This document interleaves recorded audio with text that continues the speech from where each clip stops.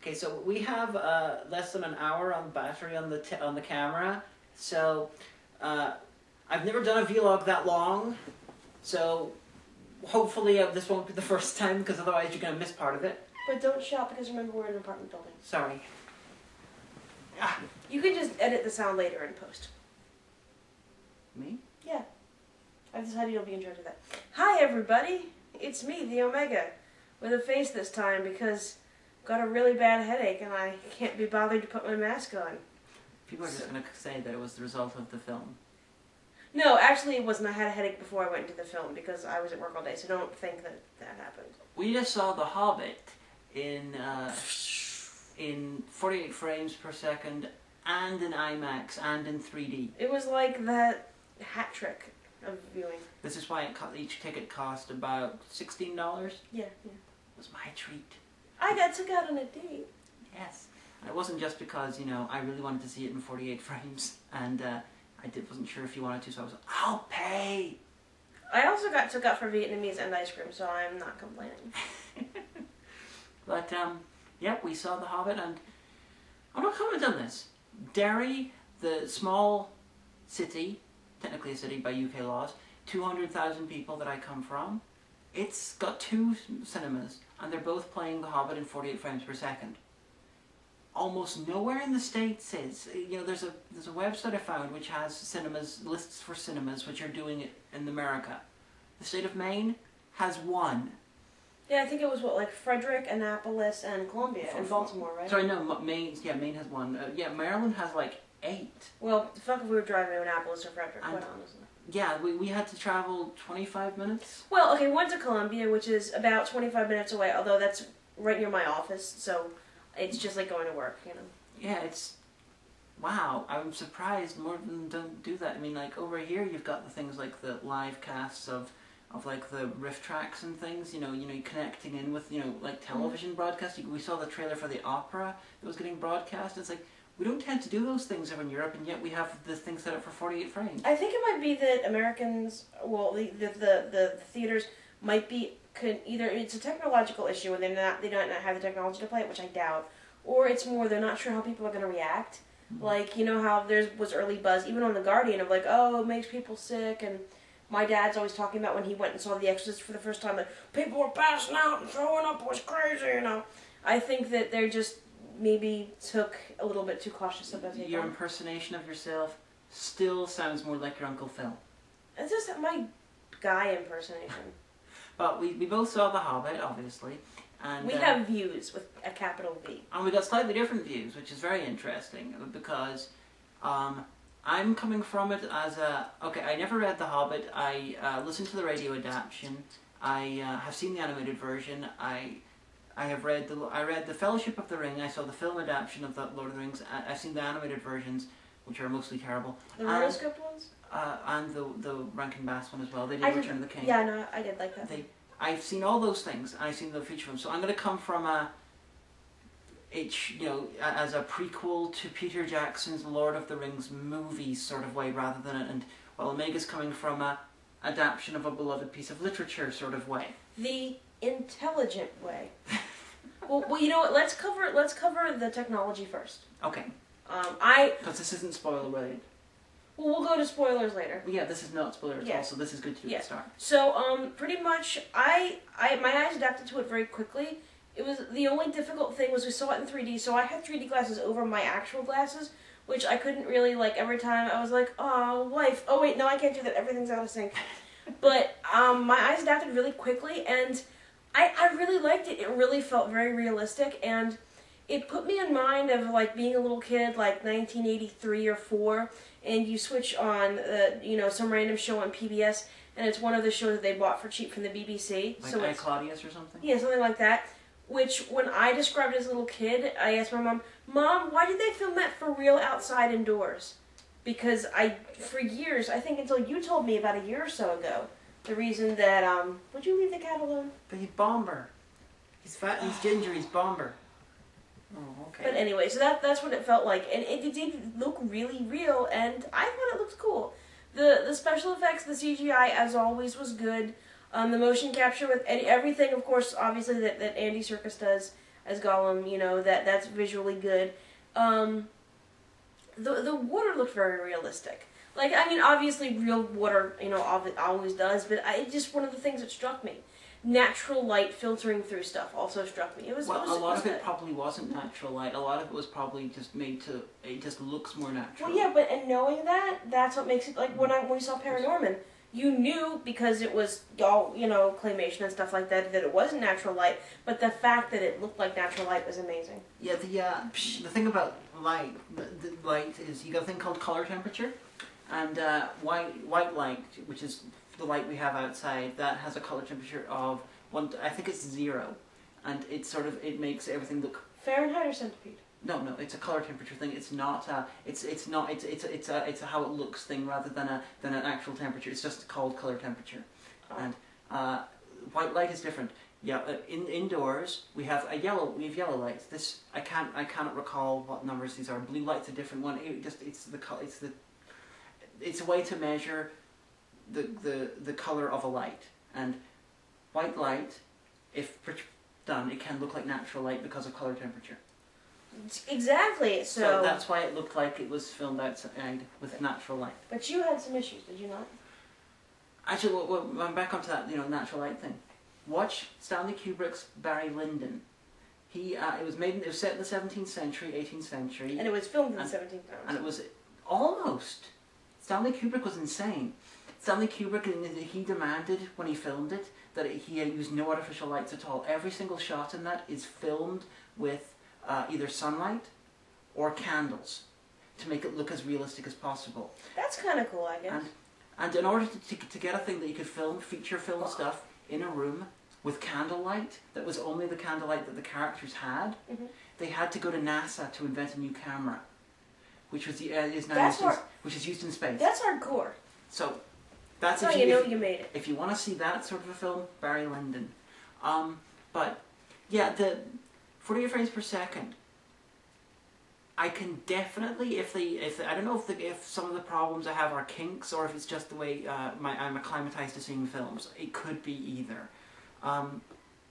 Like some of the kinks, for instance, I maintain that some of the little movements that people have, they do look artificially sped up. But this is because, Yeah, the first few shots took a bit of an adaptation. It looks like things are moving a little bit too quickly, but then you adjusted. I adjusted mostly. I'm not sure if I adjusted for the rest of it, or if I just saw it, or if it improved literally. It could be either. Again, probably. Well, my eyes are different. I had a whole bunch of eye operations when I was little that mess with the muscles. So I see things differently than you. Yeah, I saw little bits of it all the way through. Later on, it could have been me adjusting and getting used to it, but especially when they were moving the cameras, when you had close-up movements of the cameras, because a Steadicam operator is trained. They're holding the camera there, and they got a belt connecting it, and they're basically Really? Yeah, that's how a Steadicam. That sounds painful. You've seen the movie Aliens? No.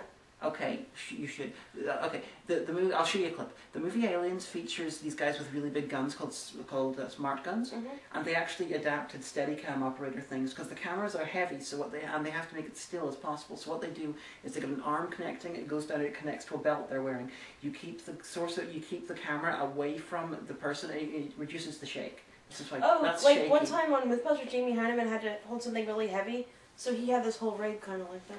Yeah, and they got to keep it. One time on Mythbusters. So they got to keep it as light as possible, and they got to keep it as steady as possible. Oh, okay. So people naturally vibrate, not much. It's like when you try to hold still.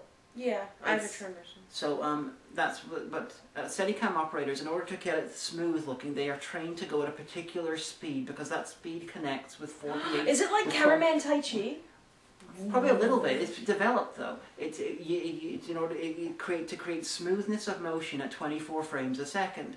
Unfortunately, 48 frames means that they'll have to be entirely retrained because it does Steadicam work in it, and the camera movements looks choppy as all fuck. Well, I think it didn't because I'm not trained to look at those things. It's possible.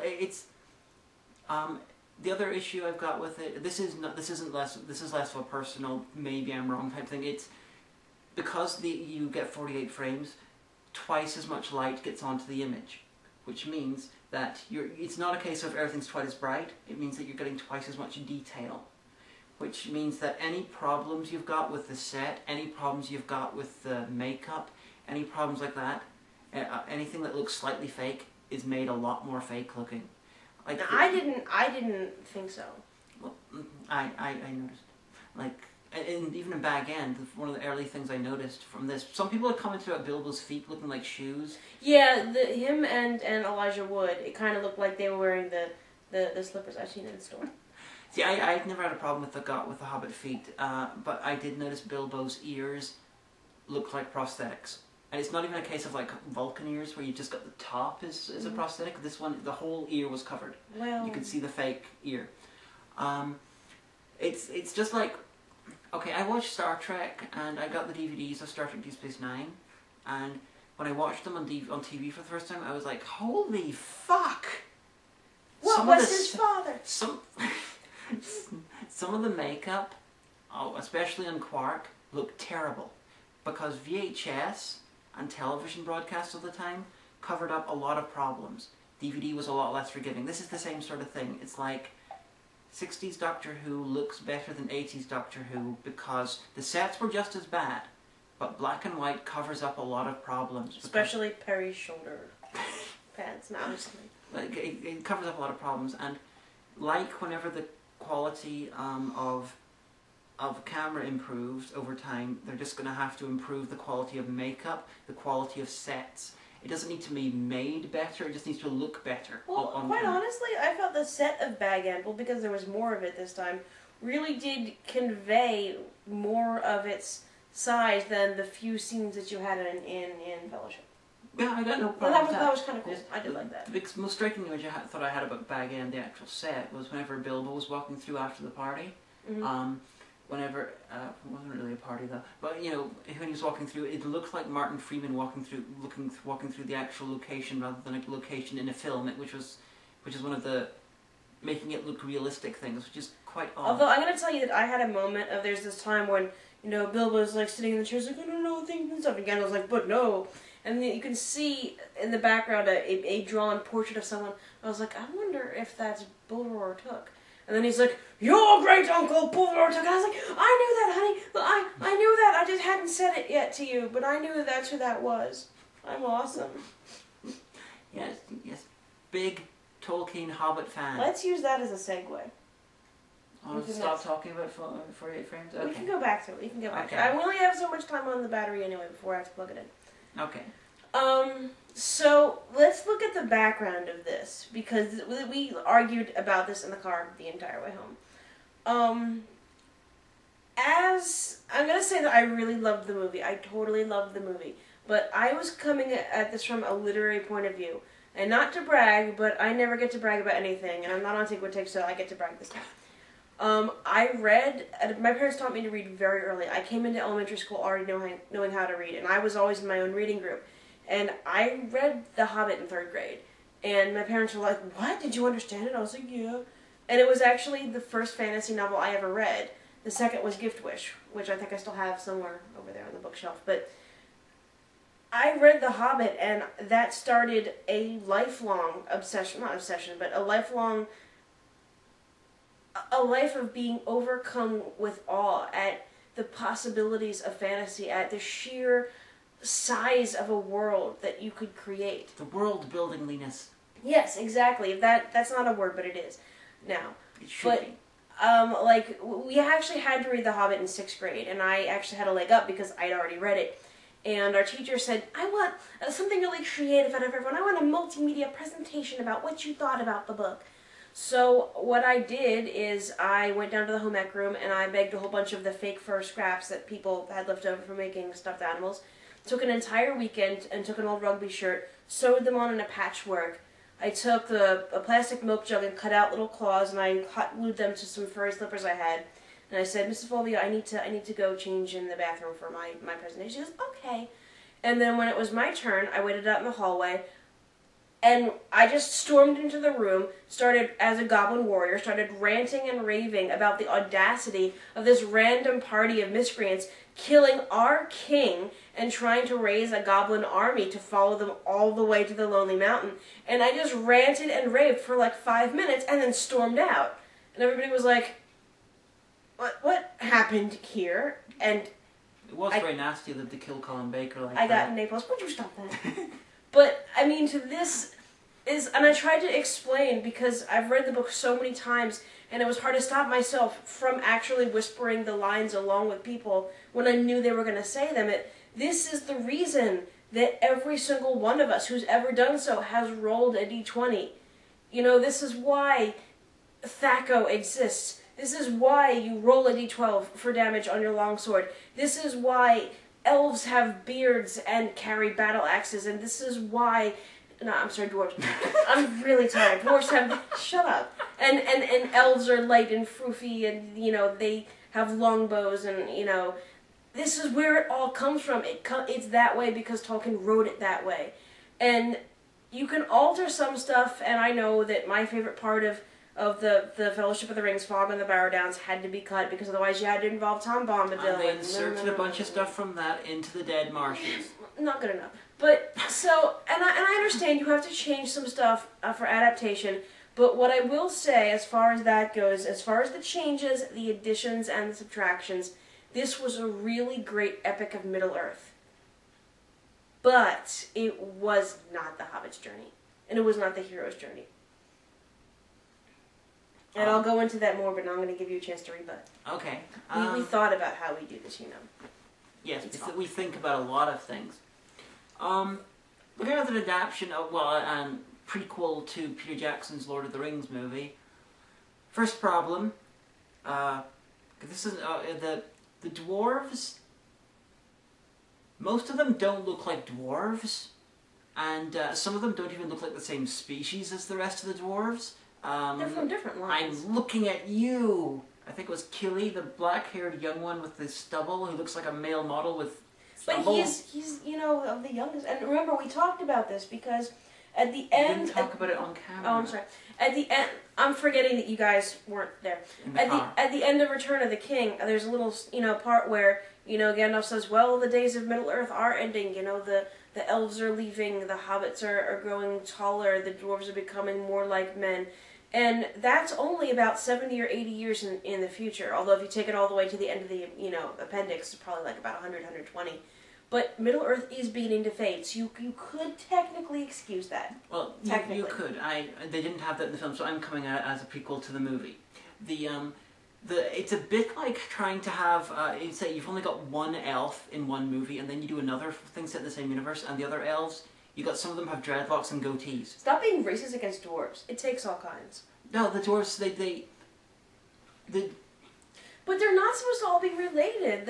There's the line of Durin, and then there's like a whole bunch of different lines. There could be all these different types of dwarves, but they're all sort of in the same rough area, and you know, culture, similar culture. But there was this great diaspora that's been invented for this, where like some of them are tinkers and toy makers and blacksmiths and things and stuff. So it's at least conceivable that in their attempt, because another big theme in this movie that doesn't exist in the book is there's no home for us, and we're people without a place and things and stuff, and so they could have been trying to acclimatize themselves into the human dwelling. I think they went to ridiculous lengths to differentiate them, but the differentiating worked because I can tell them all apart quite easily. It's pretty obvious. But like, okay, Gimli was I come from I didn't come to fantasy through Lord of the Rings or The Hobbit. I came to fantasy through Warhammer. Gimli was a Warhammer dwarf. Didn't have quite the right accent as far as I'm concerned. As far as I'm concerned, they should be from Yorkshire. But blood for the blood god, skull for the skull god. Well, that's not really applicable to what I'm saying. I don't know. A friend of mine who said we played Warhammer would always say that whenever we went somewhere in the car. That was a chaos thing. Oh, whatever. A couple of the other ones, who are obviously related to Gimli, said, looked like that. But most of them, I think they went too far with differentiating them as entirely different. Like several of them, this happened physically with Killy, I think it is, doesn't look like a fucking dwarf. He looks like he looks like a human. Even Thorin Oakenshield looked barely like a dwarf, because they actually pointed out in the making of it, the only dwarf in the film to not use horsehair for his hair and beard is Thorin. Well, can I... About to make him look more human. Here's the thing about Thorin, and this is something that I don't know if it was because I always imagined him this way, or because of the Bass Rankin animated version. I always saw Thorin as old. And he's old in the animation, and I guess he's never really accurately described age-wise in the book, so I always thought of him as old, but this Thorin rocked it. I mean, like, he's got a royal bearing. He's like the Aragorn of the dwarves. Like, yeah, that's what there's a scene where Balin is like, well, do you know what he did, and he did things and stuff, and he's telling the story to Bilbo, and then Bilbo's like, oh. And at the end of the story, of course, in flashback of all the big battle scenes, all the dwarves are standing around, and Thorin is like, you know, looking out over a crest or something, and he turns around, and I expected them to all reflexively take a knee. And I'm like, this is a king among dwarves. This is a king out to reclaim his livelihood, his vassal, everything, his kingdom. And just as a Cool. person who came to fantasy through Warhammer, no dwarf king would use a sword. Well, honey, they also... Axes, hammers, crossbow. They also gun. weren't rolling d6s. But he uses the sword in the book. I know he does. That's why I'm saying, you know, this is one of my... The autofocus knows I'm right, because it put the little square around my face, so that must mean I'm right. My eyes back on yours. Now, the, one thing... Okay, I would have actually changed additional things to the book to make it fit more as a film. First, I would have taken 4 of the dwarves at random and made them female. Keep the male actors, but female dwarves are described as having beards and being so similar to male dwarves in voice and appearance that there is the rumor that there are no female dwarves. So get male actors to play female dwarves, just have them referred to as she, maybe have a line explaining that female dwarves have beards and shit, and that they're equal to male dwarves, and they can do the fighting, and then that's it. It would... If nothing else, it would broaden the horizons of people watching it who are like, that's interesting, that's different. It would broaden their horizons when it comes to gender roles and stuff. They're there. And appearance. They're there, cheery little bottom. They're there. And if you got that, you're awesome. I got that, and I don't read pronounce shit. But, so I would have done that. Also, I would have killed at least one of the dwarves in this film. You've got 13 of them. I had no problem differentiating them, but from some reviews, some other people had more trouble, even though they were really fucking... One of them was Obelix. And another one was... No, yeah, you did kind of like that. Yeah, one of them was Obelix. That's how far they went. One was male model and one was Obelix. That's Bomber. Once they get to Mirkwood, you deal with Bomber, you know. You might as well have had an elf or an elf with a Actually, mohawk. I kind of did think Bomber was going to die when I was reading the book in Mirkwood, but that's just me. But they should have killed at least one. Oh, you know what? what? Spoilers, by the way. Spoilers. But if you don't know at this point, it's your own damn fault, so... Well, we haven't really spoiled it for this film. We're just saying that they're going to be in Mirkwood. I guess for the book, you know. If you haven't read the book, go read it. It's on sale at Barnes & Noble, so go. But, yeah, I would have killed one of them because Fellowship of the Ring, the movie... Sorry, I'm just going by the films, not the books. Fellowship of the Ring had Boromir dying, and it had Gandalf seeming to die. And then Two Towers had the inserted bit with Aragorn seeming to die. In both of them, you got a rough sense of shit has got real. This one, the dwarves were seemed to be pretty much invulnerable until the very end when something happened with Thorin. Because, like I said, in the book, things are a lot more severe. They do nearly die with the trolls. Yeah, they constantly nearly die. They do nearly die with the goblins. But the reason for that is, and this ties into things and stuff, so go with me here.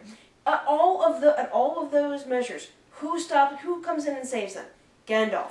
In Mirkwood, Gandalf is not there. That is the point. That is the point of evolution for Bilbo, because he has to save the day. He's got no one to rely on. They're all drugged and tied up by the spiders. Gandalf is gone.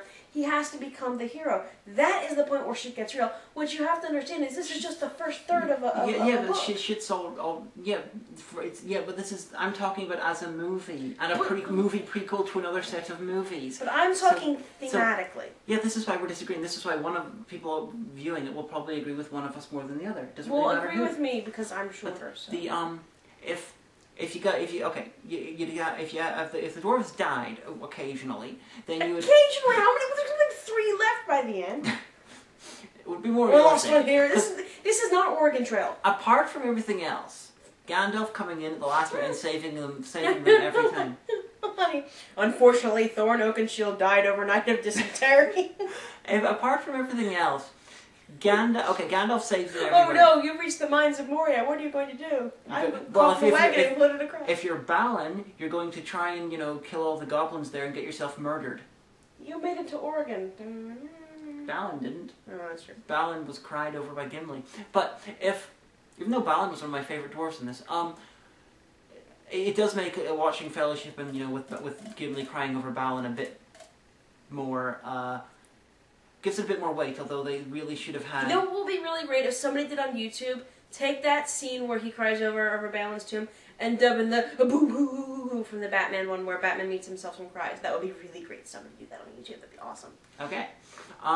The other problem. If you watched RDA all the time, you'd know. The dwarves in this are entirely incompetent at fighting. Frank, they're not warriors. That's the point. Sarah, even the ones who are warriors are incompetent at fighting. I mentioned this on the freaking the hordes of goblins when they were running away. Well, you try fighting off hordes of goblins. No, they were originally captured incredibly easily without anything happening to because the in the book, that's how it went. See, you're just going from the book. I'm going from a completely different. Because that's canon. That is the way. That's the point. This is a motley crew. These people have a chance in fuck of actually getting to the mountain, let alone killing a fucking dragon. I mean, that's the whole thing. This was cursed from the beginning. Their burglar is a homebody, green grocer as described by Balin. The one ace in their sleeve is an uncommitted wizard who disappears and reappears as his wand. That's the point. They're not supposed to win. The fact that they do... What this does is it gives you the idea that Gimli is the only competent dwarf. This guy Gimli might actually have a higher kill count than the rest of his species combined. That's because he was played by a more famous actor. But, so... Alright, well, going on from that, because I'm right. Another... Hey, wait a second. If I'm going to watch a movie featuring Graham McTavish and Christopher Lee... Keep your voice down. I'll stick to real movies like The Wicker Tree, thank you very much. She said. So, what I said before, I don't think that I didn't like the movie because I'm in a snotty mood. That's completely not the case. I really did enjoy it. But like I said, it was very much an epic of Middle-earth. But the thing about The Hobbit was, and if you've read the book as a child, if you've reread the book as a child and then as an adult, you'll go with me on this, is the fact that the hobbits, I mean, Bilbo is basically your example of the race throughout most of the book, are kind of childlike. They like to eat food, they like to have fun, they don't have too many worries, they're described as a happy-go-lucky kind of people, kind of like kids. In the big goings-on of Middle-earth, usually you see a scene because Bilbo, or later on Frodo, is there because no one's noticed him yet. Or Gandalf was like, you just sit in the corner, don't worry.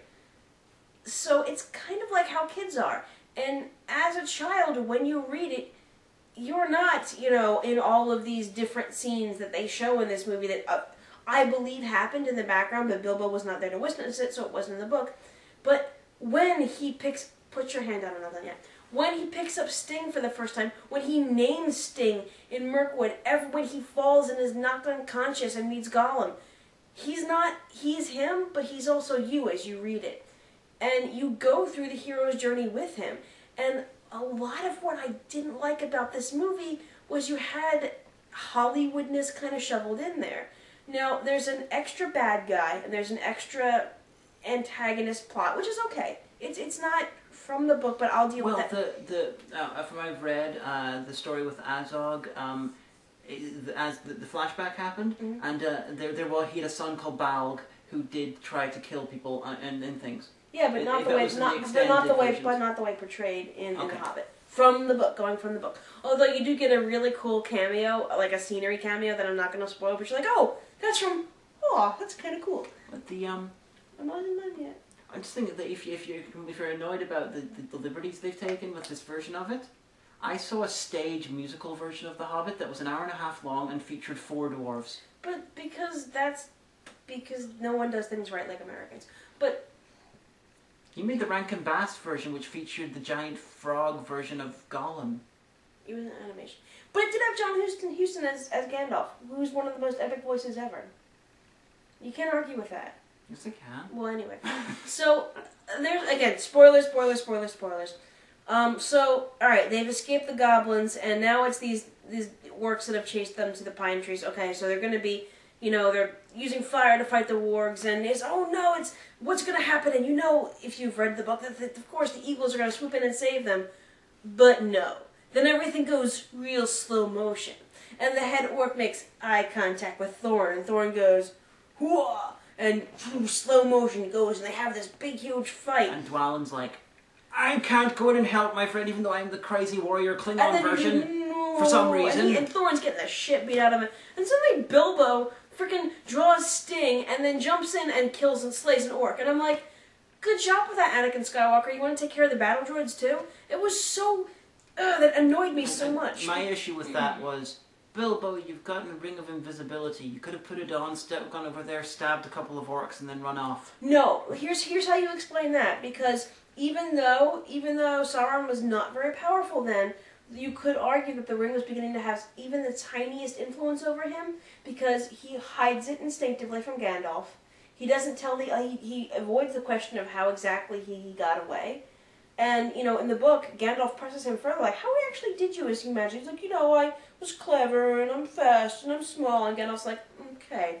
So it's conceivable that instinctively, the rings, plants the idea that he doesn't want anyone else to know he has it. Just before Riddles in the Dark happened, they didn't even bother recreating the shots that they'd shown in flashback, and I think it was Fellowship of the Ring with Ian Holm finding the ring. It's such a simple thing to do, like just he had the shot of him finding it in the dirt and then hearing Gollum, yelling stuff in the other room. Well, you could technically forgive that because that was Galadriel narrating, so she could have just been, she didn't know personally how that happened, so that could have been how she assumed it happened. It's possible. I just felt a bit out of place. If they'd done it the same way, they could have even, put a new version of Fellowship out where they insert, the Martin Freeman version. Can you imagine how awesome that box set is going to be? The extended version of all 3 Hobbit, and then I would suggest if they do that, that they do some alterations to it. Well, go back and redo Gollum in the same way they did the Hobbit with the new technology. Keep the original motion performance, and then just sort of update the CGI to the Hobbit level, because the Hobbit one looked how Gollum should have looked. In Fellowship, he looked okay, and he looked actually very different. They hadn't finalized it, and he was much darker, and his eyes were glowing, which is what they recreated when he was in the thing. It's an idea that this is what happens. Well, in the book, he has at first described as his eyes being luminous. Yeah, in that's why they went with Fellowship as well. One good thing that I like is there is the point where Bilbo has him, and he could just take his head off with Sting, and I immediately flashed to that when they're in the Mines of Moria. And Frodo says it's all because of Gollum. Uncle Bilbo should have killed him when he had the chance. And Gandalf says, should he? He may yet have his part to play. And that was a kind of cool moment. But I've heard a lot of people say that it was good until they got to the scene with Gollum, and then it became amazing. What I didn't like was there was a little bit of Hollywoodness shoehorned in. Because there was a point where everyone's asleep the night, when the goblins open up their trapdoor and everyone gets sucked in, where Bilbo goes to leave the party. And what's his face? Which one? James Nesbitt. Yeah, whoever James Nesbitt was. The dwarf that I met in person. Oh, that's kind of cool. And we interviewed. He was filming Bloody Sunday, this movie set in Derry, and I and a few people from the college I was at in Derry got to interview him. He basically came 3 hours late, and he was hairy, unshaven, and apparently was hungover. Awesome. So Irish, right? Well, he's Northern Irish. He proceeded to spend the entire interview scratching himself, and like a dwarf. But so he's like, dude, no, where are you going? And Bilbo's like, Thorin was right, I have no place among you. Nah. And then he's like, no, because things and stuff, and then stuff happens, and then when Bilbo, pops out like, aha, see, I got away too, and Thorin's like, oh, I thought you would have run away because you're a coward. He's like, no, I never could. I came back because of you. Shut up. That didn't happen. Because, first of all, Bilbo, even though I guess at some points in the book he technically could have, and it's referenced, and he thought about his pipe and his flint and his handkerchief and eggs and bacon at home, not for the last time, is actually a line from the text. I guess there are parts where he could have tried to get back to the Shire, but it never crossed his mind once. It was kind of like in for a penny, in for a pound, and I really hated that whole shoehorning in, and then they get rescued by the eagles, and Thorn's like, oh, I told you all this bad stuff, dude, but you totally saved my life, oh, and they hug. No one ever does that in real life. Stop the bromance. Okay, this is what I find amusing. Now, because this is on Take, but if you go to Omega's blip and look at our Avengers vlog, one of the things she bitches about is the fact that Avengers had no parts of the hero's journey. None at all. Because the heroes were already established. But this one, she's annoyed that they're inserting artificially bits of the hero's journey, something where it doesn't belong. And I'm very amused. No, I'm not saying that at all. I'm saying that they're all... Look at a poor tab down your face. Well, it's your fault for drinking tab. No, well, because she wanted to buy it, and then I had to take an aspirin. It's a long story. I thought it was a different drink. Well, I could have told you that it sucks. But... You did. Anyway, I'm not saying that. What I'm saying is, it's part of the hero's journey, but it's happened too quickly. They're it's artificially putting it into so it ends pretty much at the end of the film. film. Well, he's going to have to go through 3 little humps because yeah. Bilbo gets where he gets through the first third, actually for the first half of the book, by luck alone. You're saying the hero's journey should take over the entire 3 things rather than just the one. You can have a little bit of plot, and then it's like, dude, we're totally bros. Stop it. Put the keg down. My point with the Avengers, that's the point I made in that vlog, I'm quite sure, that the hero's journey for those characters had been made in their individual films, so it would be totally artificial to do it in the Avengers. What you're complaining about, because I don't like what you're complaining about would have been, this is what, if they'd done it into the Avengers, that's how it would have resulted for anyone who likes those films. Well, it's a totally different thing, though, because I'm American, so I'm always right. But, no, see, but what I'm telling you is it's the sense of empowerment. We're getting a divorce. We are. Bilbo lucks into all the scrapes he gets out of, and it's only in Mirkwood, only when his wizard is gone. The dwarves, who can, at least some of them competently or incompetently, as you say, wield axes. They're terrible. He is all alone. It is him, his sword, and a spider. And that is when he acts. And he calls upon something in himself that could be the took in him that he refers to throughout the book. Something changes. And that's when he only begins to become a hero. What I find weird about the fact that's because that's the first kill that Sting makes. And that's what it is. I shall give you a name, and I shall call you Sting. They're calling it the took in him. However, if you look at the Lord of the Rings feature films that were done by Peter Jackson, Pippin is the most incompetent Hobbit out of the Lord of the Rings ones. That's why he gets called the fool of a took. Yes, he's also the least competent at fighting. Merry is a better fighter than Pippin. Well, no, the Tooks weren't warriors. They were, well, okay, Bull Roarer was. But no, it was more like that they're the weird side of the Shire, like, oh, there's Tooks, right? I know. I just think that, they're putting things like, the adventuring spirit comes from the Tooks, but yet the only pure Took in any of these films is terrible at it. Because I'm just amused. He's a fuck up. But he's like if he was like in modern day, he would have been like, the pot smoking. I think if it was an original film, Merry would have been the Took rather than Pippin. If it was not based on a book. If the films were not based on books, if they were an entirely original thing trying to do these films, they would make Merry a Took rather than Pippin, because Merry became a competent warrior and took part in killing the Witch King, while Pippin sat in like a big room and sang, smoked pipe weed and sang at the guy who should have been played by Colin Baker. That would have been again, Colin Baker, who also appeared in this wonderfully in CGI form, being voiced by Barry Humphries. Stop it. What is it about? Why the hell is the King of the Goblins markedly more erudite than practically everyone else? Yeah, that was really weird and very unexpected, because in the book he's like, mash them, crush them, chew their bones, I'm a goblin. Yeah, they might as well have got Gerald Harper, aka Adam Adamant, to do the voice of the Goblin King. Now that I think about it, that would have been amazing. It would have been, crush them, Sims. But Hugo Weaving, of course, had his little bit of, and I like him because he's good. There's my theory. Christopher Lee is markedly older. Oh, yeah, that's right. Gandalf is markedly older too, but they're old. Ian McKellen, he looks, and apparently he had prostate cancer. He still does. Well, but during the filming, in the beginning, like the first scene with Gandalf, He looks old and sick. Ian Holm doesn't look any older. That's nice, and neither does what do you call him, Elijah Wood. He never ages. He's actually a fairy in real life. Yes, he is. And however, Saruman. This is a line I want to. I want someone to put some sort of a line in this just to explain this. Like my idea is, Saruman gets his power, gets his vitality connected with Sauron, and as Sauron's power increases, anyone who's aiding him directly, they will gain in power.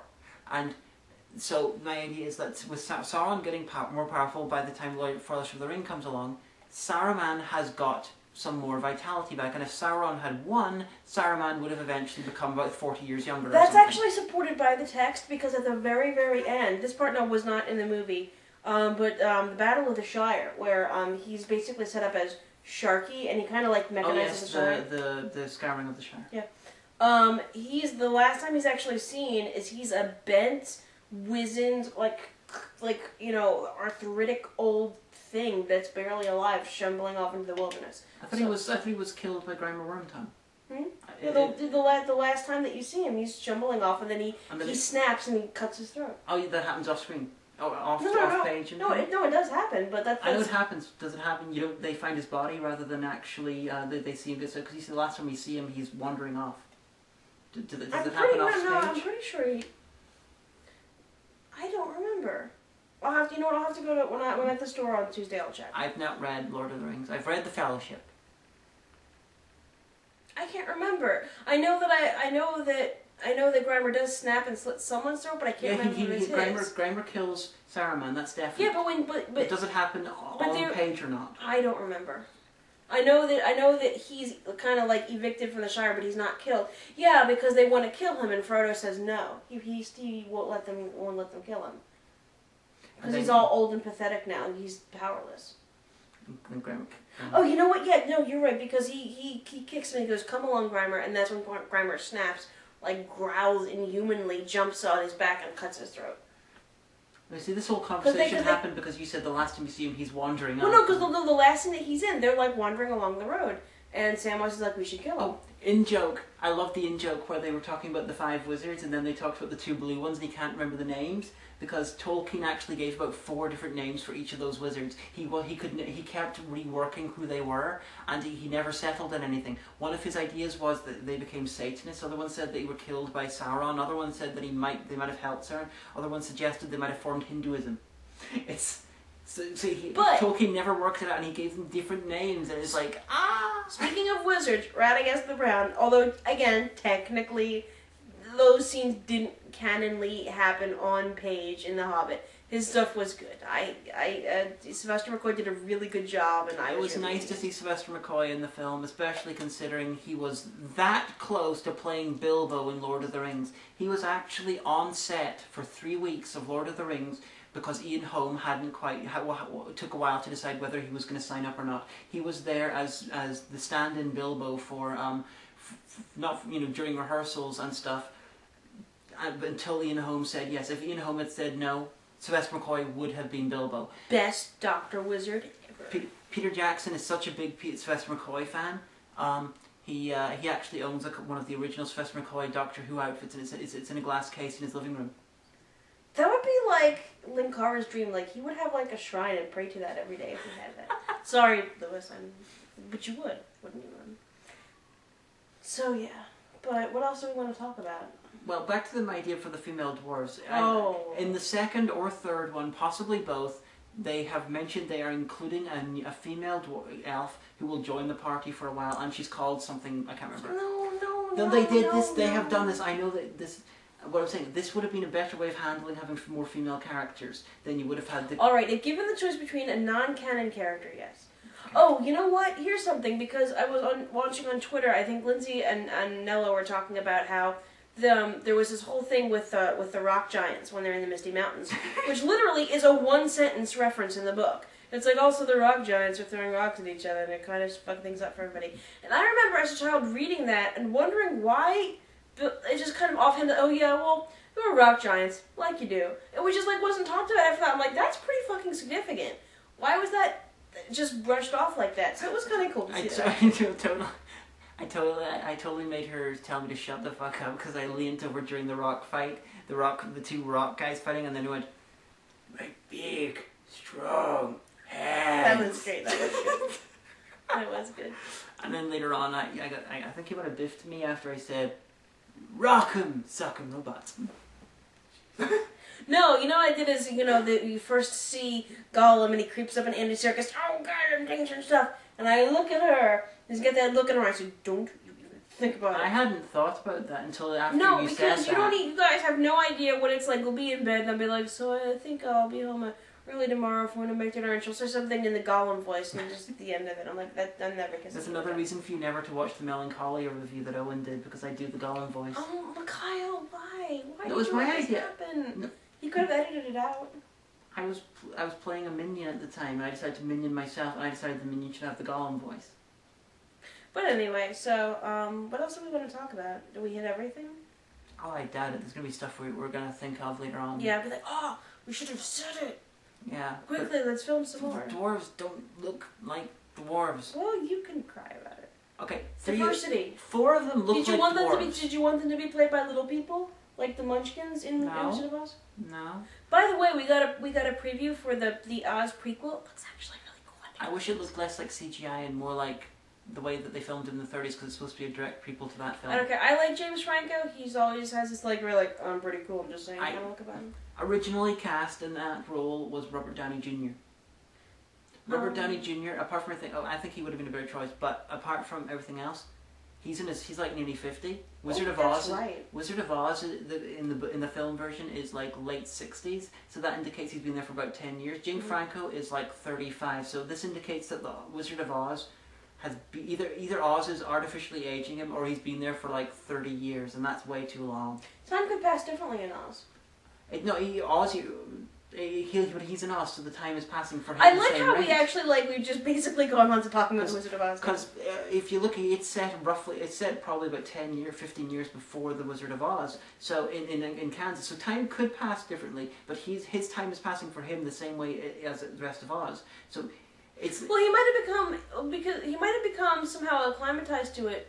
Yes, because in McGuire's books, which if you've seen the musical Wicked, you probably shouldn't read the book, because it's very, very different, and McGuire is a very wonderful world builder. He's incredibly talented, but all of his characters are they have pretty realistic character flaws, but you can't emote with them. They're all too flawed. It's really weird. Well, my point is, okay, if time works at a different rate, he goes there, and then time's at a different rate, but he's obviously acclimatized to it because he's aging at the same rate as Oz, as is natural for Oz, because that was what would happen. But he still spent 30 years, whether it's Oz years or if it's the same as human years, in Oz, because he's 30 years older. That's fine. I'm cool with that. So that is way too long. Well, there could be other things that happen. You could have had other adventures. Yeah, he could have, but it's like, if he's been there for 30 years, then his balloon, he managed to rebuild his balloon, and he's way too humanly worldly when he's the wizard, after he's behind the curtain. I think 30 years is too long. He just needs to try defying gravity. I just think it's too long. Robert Downey Jr. would have been the right age, I think. He's too snarky. Well, I'm just going by age here. Or what's his face? Who was in, that he was in Becoming Jane. James McAvoy. We have, and he's Professor Xavier in the X-Men prequels. Really? Mm-hmm. We also saw the trailer for Jack the Giant Killer, which... That's good. I'd see it. Do you want to see it? Yeah. I'll be amused because, Bryan Singer's usually not entirely terrible. Oh, we got the first 9 minutes of the Star Trek movie. I'm sold. Neither of us expected that. I'm sold. And I want to know, does Benedict Cumberbatch, is he a good person in real life? Because he always plays, sociopaths or bad guys. It seems to be a bit of a twat in real life. His eyes are kind of, very cold and reptilian in real life. And I'm like, are you a douche? He's doing the motion capture for Smog as well. I don't see how a human being could do motion capture for a dragon. I think it's silly. He's like, "Arr!" That's his entire role. Arr! That's like Cthulhu. And he's talking too. His claws are small. His claws are small. How is he going to do the motion capture for wings? It's going to make, the next series of Sherlock really awkward. So, watch some of the things and stuff. You killed me. Shut up, I have a magic ring. I hate you. The Star Trek movies, I did not like Star Trek 2011 or 2010, whatever it was.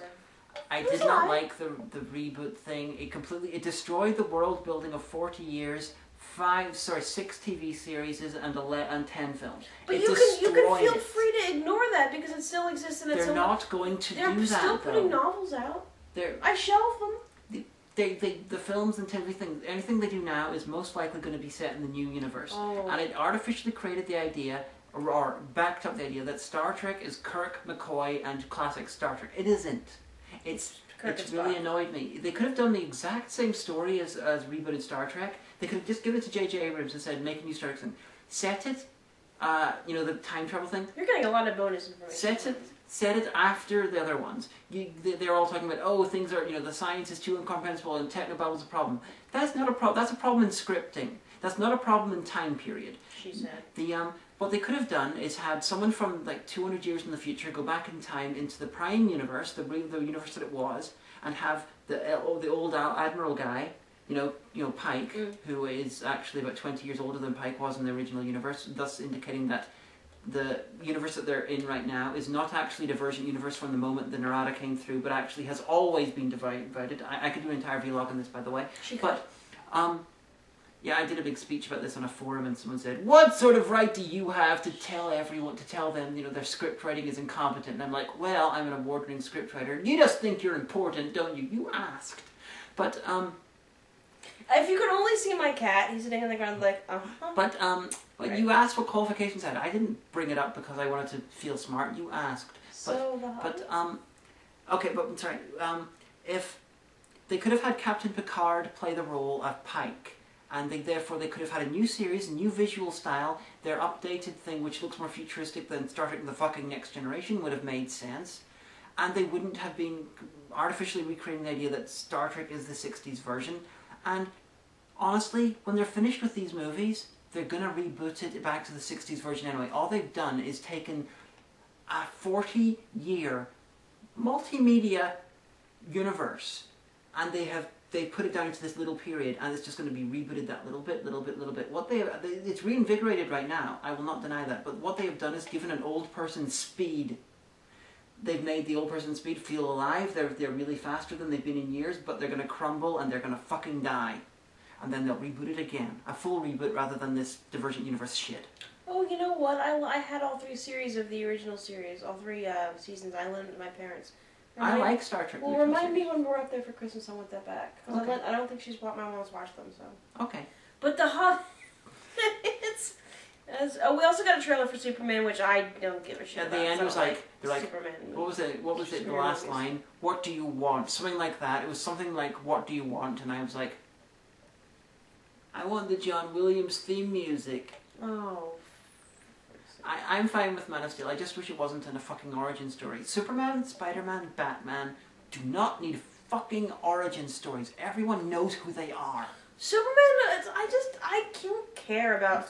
I know that everyone's going to be like, Omega's a horrible person, but let me just say, I don't care about superhero movies. I try to care. Everyone makes a big deal about it, so I'm like, yeah, I know, right? Professor X, right? The Silver Surfer, I know. Right. They actually might give a shit. I try to give a shit. I saw the first 2 X-Men. I was just Fox Searchlight, who own the rights to X-Men and Fantastic Four, are actually working towards a shared universe Avengers type movie they're planning now. So you might actually have Professor X and the Silver Surfer in a movie at some point. What was the other movie I said I wanted to see? You said you liked CGI movies, wasn't that? The Low Battery. Oh. Wasn't that Jack the Giant Killer? No, there was one that says coming out at Christmas. Can't remember. Yeah, and it was like coming on Christmas Day, and I was like, I kind of want to see that. And you were like, I'll go see that with you. Oh, God damn it, I've forgotten what it is. I think we didn't lose any actual time there. Sorry if we lost time. I can't recall what this film that you saw. Yeah, I was like, I kind of want to see that, and you're like, I'd see that with you. I probably would. It was like opening Christmas Day. We'll look it up, but I want to see that. It looks good, whatever it was. God damn it! We're old. We can't remember anything. You have supernatural mad memory. You should know. Yeah, but It's fine. You talk about literary stuff. I will find out. But yeah, so I mean, I liked it. It was very good, and I can't wait to see the next two. I'm really heartened by the fact that Bjorn is going to be in the next one because he gets cut out a lot. With the Bard the Bowman, I've seen the pictures. He looks just like Will Turner in Pirates of the Caribbean. So there's this photo of Orlando Bloom as Legolas with Bard the Bowman, and it's like, hello, me from another film universe. Hello, yeah. And he's played by what do you call him? Luke Evans, who played Apollo in Clash of the Titans remake, and Zeus in Immortals. Fuck yeah. So yeah, I got nothing against Luke Evans. Yeah, there you go. Well, like I said, I can't wait for the other two movies. I think they're going to be really good.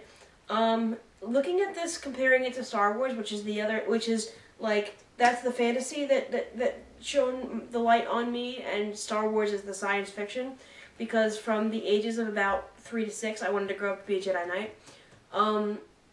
If only the prequel movies had been this good. I mean, like I said, it has some problems, and I will rant and rave and stomp my little literary feet, but it was an amazing epic of Middle-earth. And, are you? I'm trying to find out what movies are coming up so we can... Oh, Beast of the Southern Wild, have you seen that? No, I want to see that. Kyle, if you see this, you should probably watch Beast of the Southern Wild, because I think it's artsy and stuff. Another thing we got a trailer for was Die Hard Mission to Moscow. Whatever. Die Hard, he's shooting guns. We could look for it later. I mean, also, we didn't get a trailer for Les Mis, but I really want to see that anyways. Yeah, the Star Trek Into Darkness looks a tiny bit better than the last Star Trek. However, I'm guessing Cumberbatch is playing something connected to Khan in some way. But Khan. But I had to. Why couldn't you have given just given Star Trek a decent budget for its movies? You give them like twice the budget that they got for Nemesis and shit, and First Contact and all. And when you're like, wow, Star Trek is suddenly really glossy and really cool looking, and it's like, yeah, you didn't give it the budget before. The Enterprise as done by Apple. Yeah. Kippers, leave that be. Come here. The cat is messing with stuff. But so you should pay attention now. I think we should wrap up because otherwise I'll never get to go to bed. Not to go to work tomorrow. It was a good movie. I approve. It was I thought it was a worthy fourth part in Peter Jackson's Star Wars, the new movies. And I'm looking forward to the next part. Don't lick that. Even though parts. Come here. That's what she usually says to me. It's even though I do have my issues with some of the design parts, I'm looking forward to seeing what other films are done in 48 frames per second, because there's going to be some degree of retraining if it's going to be a thing. But overall, we'll definitely go see it. That's what we've got to say about that. So, we're signing off now, and we're going to extract and watch Bizarre Foods. So, good night, everybody. Bye-bye. You wave too. Alright.